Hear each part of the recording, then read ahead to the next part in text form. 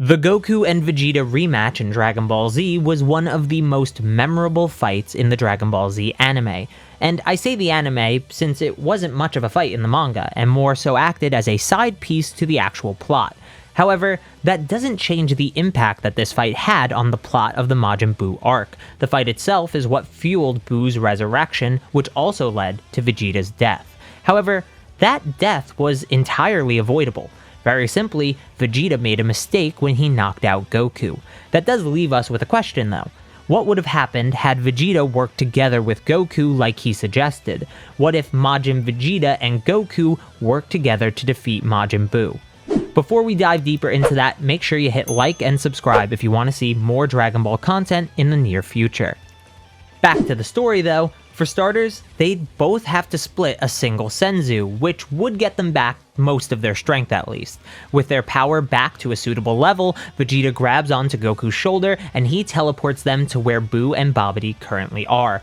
As Goku looks for a key signature to teleport to, he realizes he can't sense Gohan. As far as he knows, his son is dead. There was no time to mourn though. If the two Saiyans can defeat Buu, then Gohan can easily be restored to life with the Dragon Balls. Babidi is shocked that Vegeta is still defying him, but Vegeta is paying the Warlock no mind. Goku was also focusing on the threat at hand, Majin Buu. The two Super Saiyan 2s began to attack the pink monster, but their attacks lacked coordination and their power was just vastly under Buu's. Goku realized this quickly, and he tried to get Vegeta to stop fighting Buu, but Vegeta refused, wanting to stop the thing he allowed to run free. Goku had no time to argue, so he grabbed onto Vegeta and teleported to Dende. He needed to get there somewhere safe, quickly. Once they arrived at the lookout, Vegeta began to yell at Goku, telling him that he had a plan to stop Buu, but Goku tells Vegeta that sacrificing himself is a risky strategy that may just cost him his life for no benefit. Vegeta scoffs at Goku, but Goku reassures him that he has a better way for them to win.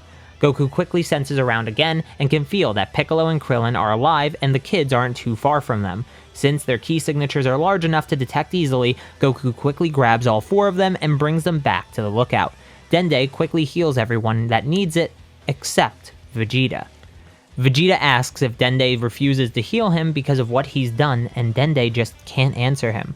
Vegeta just smirks and says he understands. This isn't the first time that Dende refused to heal a Vegeta that had committed great atrocities after all. But Dende turns back to face Vegeta again and heals him. As the God of Earth, Dende watched what happened with Vegeta and was able to see exactly what Goku saw. What Vegeta did wasn't true to his character. The maniacal Saiyan Prince had changed since he settled down on Earth. After being healed, Vegeta asks if the mark on his forehead could be removed as well. But Dende said that he wouldn't be able to remove that.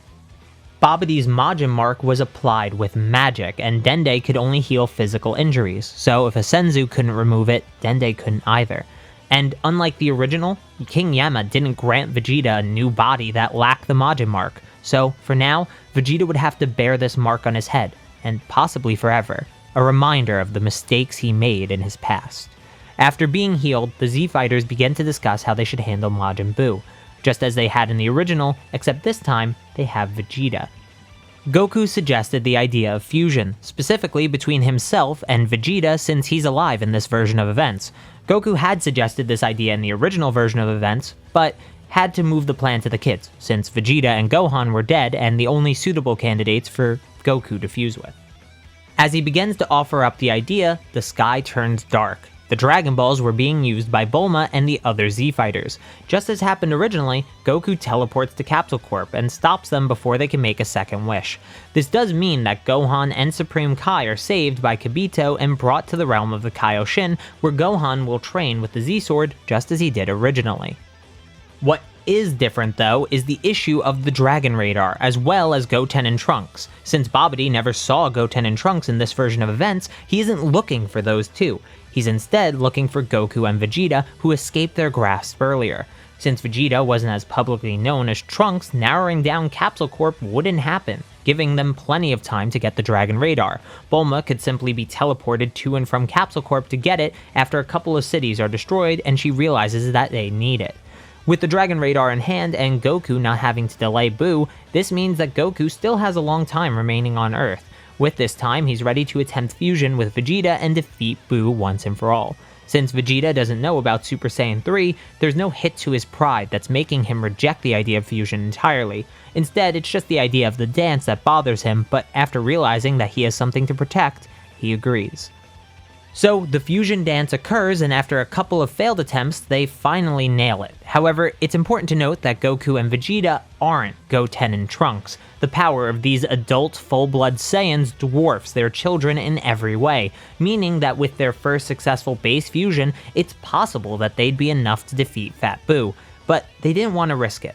They wait to defuse before preparing themselves to fuse again. But Vegeta storms off after they defuse, and no one knows why. No one except for Goku. When they were fused, Goku and Vegeta shared knowledge as well, and that shared knowledge carried over to them once they defused as well. So, without having to see it, Vegeta saw Super Saiyan 3. His pride was hurt, and Vegeta refused to fuse with Goku again. Bulma went to confront Vegeta, but Goku said he'd handle it.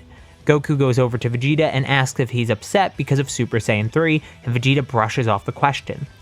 The answer was obvious after all. So, Goku asks if he realized the reason that he didn't use Super Saiyan 3 as well. If he saw one part of Goku's thoughts, he probably saw the reasoning as well. Vegeta said it doesn't matter, and that Goku could have defeated Buu on his own if he really wanted to. This became an excuse for Goku to try fusion rather than a necessity. Goku disagrees though. He wasn't sure if he could defeat Buu because he wasn't sure how long his time would last, and even worse, he wasn't sure of Buu's limits. That's not what Vegeta meant though. He meant that Goku could have beaten him, thus stopping Buu from even being released. He spoke so highly about having to stop Vegeta and using all his power to do so, but that was a lie. There was no excuse for Goku's lack of action in that situation. Goku didn't really consider it like that though.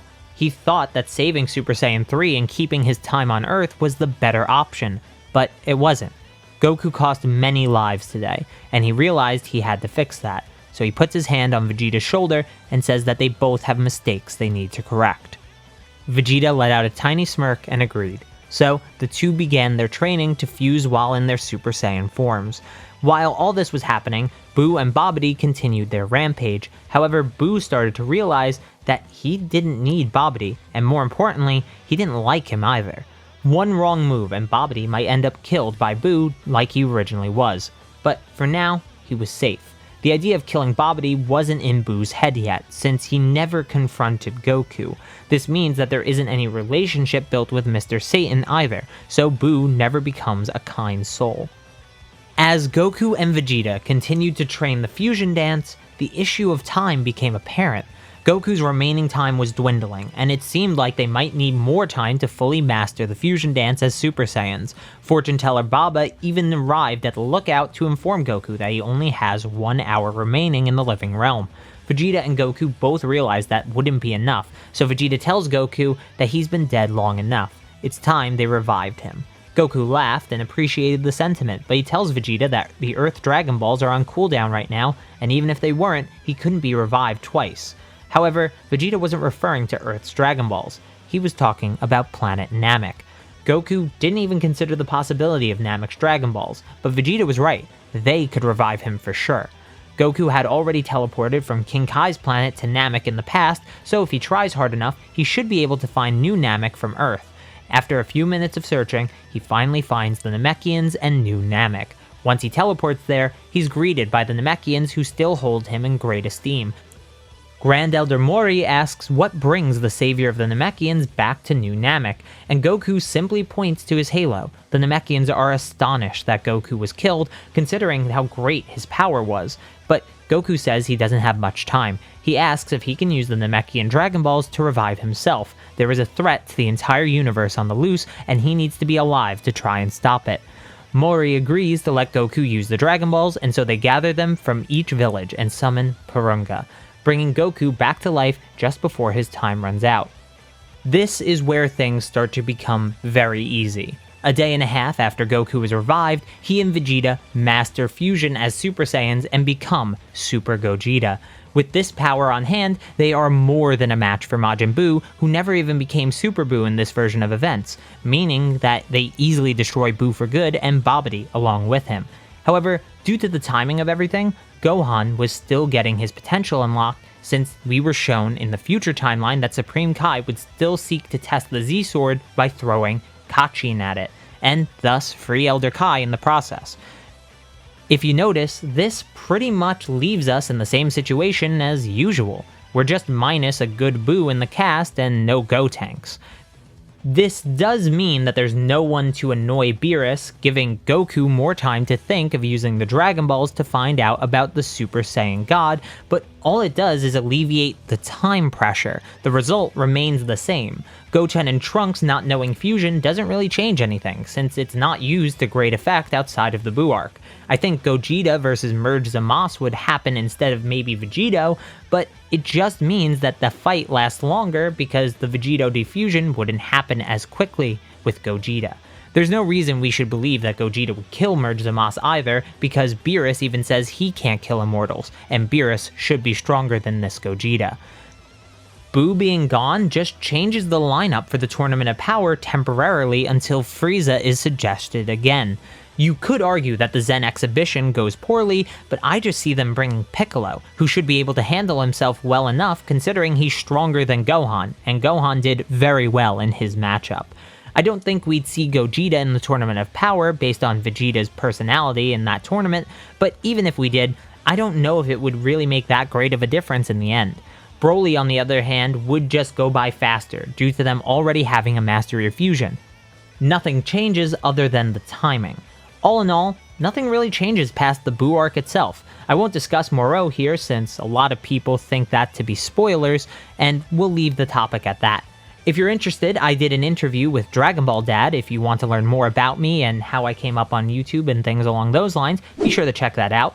And make sure you hit the like and subscribe button if you want more content like this. Thank you very much for watching.